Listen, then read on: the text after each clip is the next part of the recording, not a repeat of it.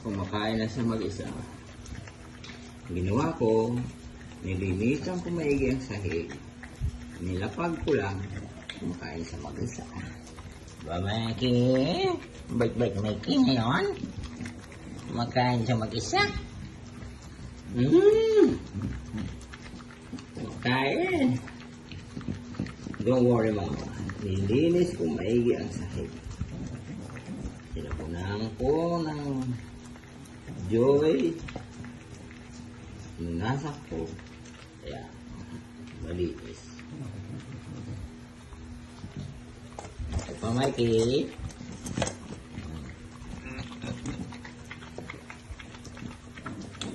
Wala.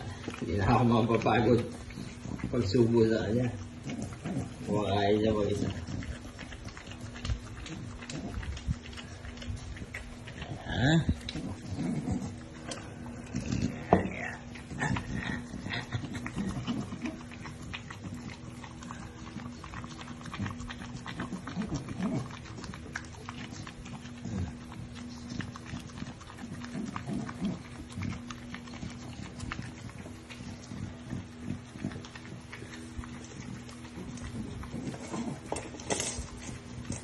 Ano to? Adobo with rice and dog food. Adobong baboy.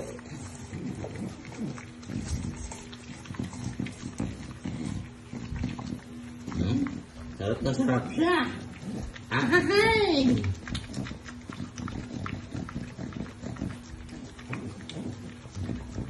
Gustong-gusto niya ang adobo. Kagabi, giniling. Gustong-gusto rin niya. Oh, ito merong halong dog food pero kinakain niya dahil may lasa kasi. Pag walang puro dog food at kanin lang ayon. Ito may lasa ng dog food. Kinakain niya.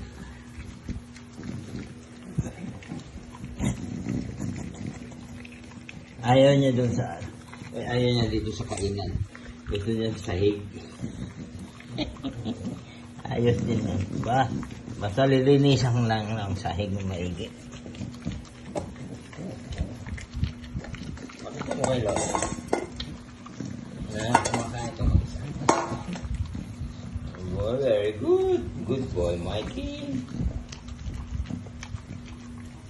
Puso mo yan, ha? Yeah.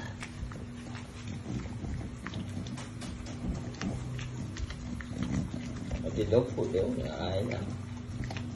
Saka ano pala, nalo ako ng tubig, mainit na tubig, tapos nilalalamot ako para lumabas yung lasa ng dog food at lasa ng adobo. Sige, until next meal.